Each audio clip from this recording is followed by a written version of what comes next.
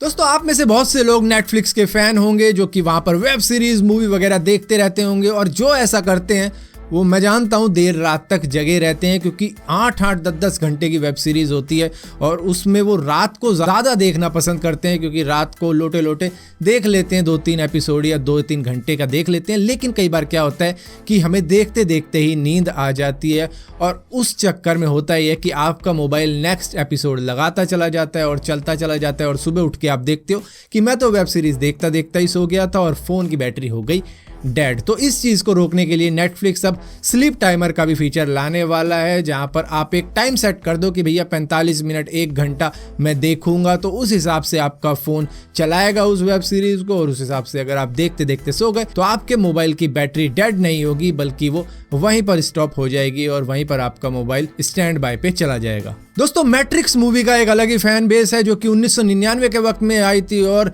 Hollywood के अंदर तहलका मच गया था, जहां पर एक अलग ही तरीके का प्लॉट था इस मूवी का, जहां पर यह दिखाया गया था कि हम एक फिक्शनल वर्ल्ड के अंदर रहते हैं, मतलब सारी चीजें मतलब एक सिमुलेशन है और हम उसमें चल रहे हैं किसी तरीके से।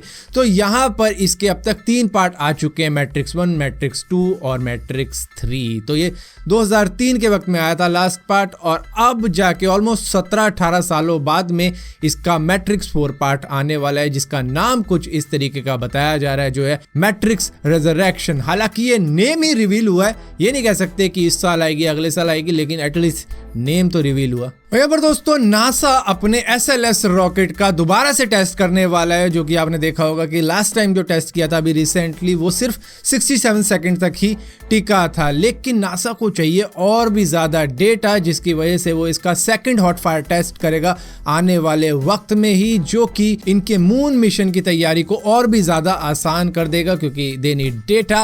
And space launch system rocket का कोर स्टेज टेस्ट होगा ये वाला, जहां पर 67 सेकंड नहीं बल्कि इससे ज्यादा चलाने की कोशिश करेगा ये इसको। दोस्तों हम सभी को लगता था कि ड्राइवरलेस कार अभी 10 साल दूर है, मतलब कि अभी भी सेफ्टी ड्राइवर होना चाहिए, ऐसे कई रेगुलेशन है कई कंट्रीज के अंदर जहां पर अगर पब्लिक ट्रांसपोर्ट की बात की जाए तो वो ड्राइवरलेस तो अभी सोचा भी नहीं जा सकता रोड्स पे। लेकिन चाइना का सिस्टम ऐसा नहीं है, वो बहुत आगे की सोचता है। दरअसल वहां पर ड्राइवरलेस रोबोट टैक्सी शुरू कर दी गई है शेंजेन के अंदर, जहां पर इसका नाम है ऑटो एक्स, जहां पर पब्लिक इसमें राइड ले सकती है। लेकिन राइड लेने के लिए उनको साइन अप करना पड़ेगा, इसका मेंबरशिप लेनी पड़ेगी, तब जाके वो इसकी राइड ले पाएंगे। और इसी के साथ साथ ऐसा करने वाली दुनिया की चाइना पहली कंट्री बन चुकी है जिन्होंने टैक्सी विदाउट सेफ्टी ड्राइवर शुरू कर दी है, मतलब कि स्टीयरिंग व्हील पर कोई ड्राइवर होगा ही नहीं। मे भी इन्होंने आगे नींबू मिर्ची लगा रखी है। दोस्तों आप में से बहुत लोगों को याद होगा वो पुराना वक्त जब गलियों में साइकिल पर एक गुब्बारे वाला आया करता था और उसके पास कई सारे खिलौने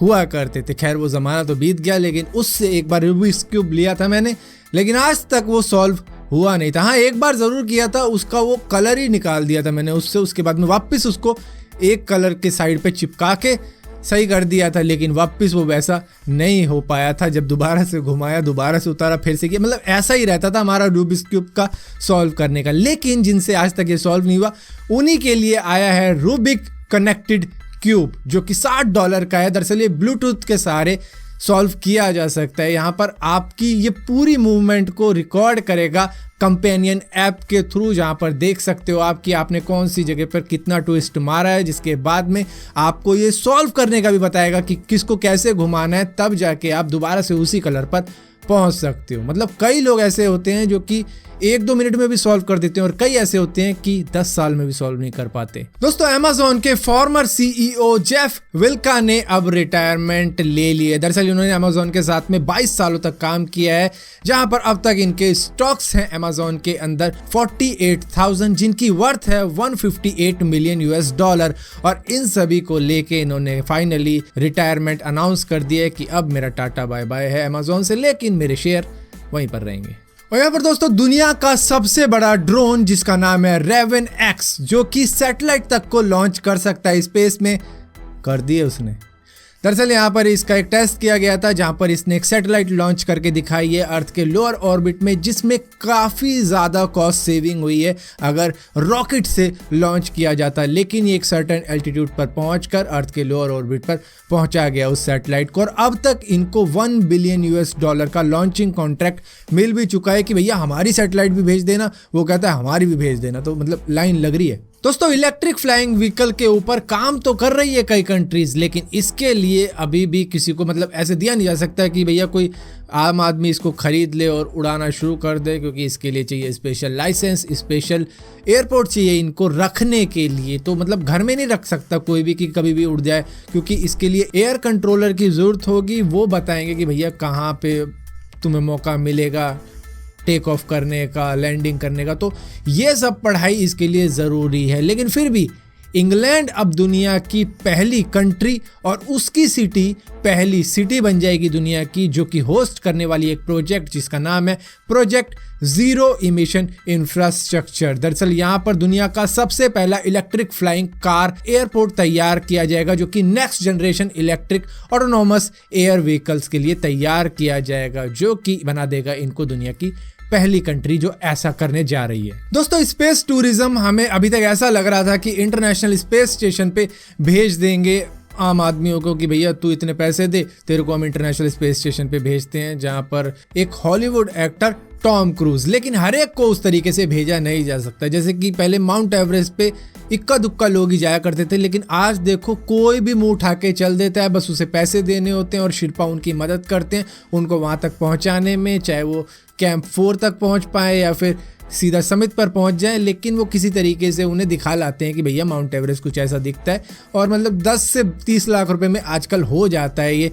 माउंट एवरेस्ट का जो भी क्लाइंबिंग है, टूरिज्म है। मतलब एक तरीके से टूरिज्म ही हो गया कई लोगों के लिए। मतलब इतनी ज़्यादा भीड़ लग जाती है कि वहाँ पे ट्रैफिक जाम तक हो जाता है, जिसकी वजह से कईयों की जान भी जा सकती है। अब उसी तरीके से इंटरनेशनल स्पेस स्टेशन पे नहीं भेजा जा सकता, क्योंकि वो इतना बड़ा नहीं है कि मतलब दुनिया लाइन लगा के बैठी है पैसा लेके कि हमें चलो स्पेस का सैर तो करवा लाओ। लेकिन ऐसा नहीं किया जा सकता, जिसकी वजह से नासा बिल्ड कर रहा है एक ऑर्बिटल स्पेस होटल, जिसके 2 प्रोटोटाइप तैयार भी किए जा चुके हैं। हालांकि स्पेस में नहीं भेजे गए, ज़मीन पर ही प्रोटोटाइप की टेस्टिंग वेस्टिंग की गई है, जहां पर ये एक झूला जो होता था मेले में लगता था उसी तरीके का झूला सा बना देंगे स्पेस में, जहां पर ह्यूमंस को भेजा जा सकेगा। और ये होगा आपका स्पेस टूरिज्म, जो कि आप वहां जाओगे, रहोगे और उसके बाद में वापस आ जाओगे। तो कुछ इस तरीके का स्पेस टूरिज्म होने वाला है फ्यूचर में। सो फिलहाल के लिए दोस्तों इस वीडियो के अंदर इतनी अपडेट्स थी। अगर ये वीडियो आपको पसंद आती है तो इस वीडियो को लाइक जरूर करना, शेयर जरूर करना, और इसी तरीके की और भी वीडियो देखने के लिए चैनल को सब्सक्राइब जरूर करना। और सब्सक्राइब किया तो बेल का आइकॉन जरूर दबाना, वरना आपको मालूम नहीं चलेगा मैंने कोई वीडियो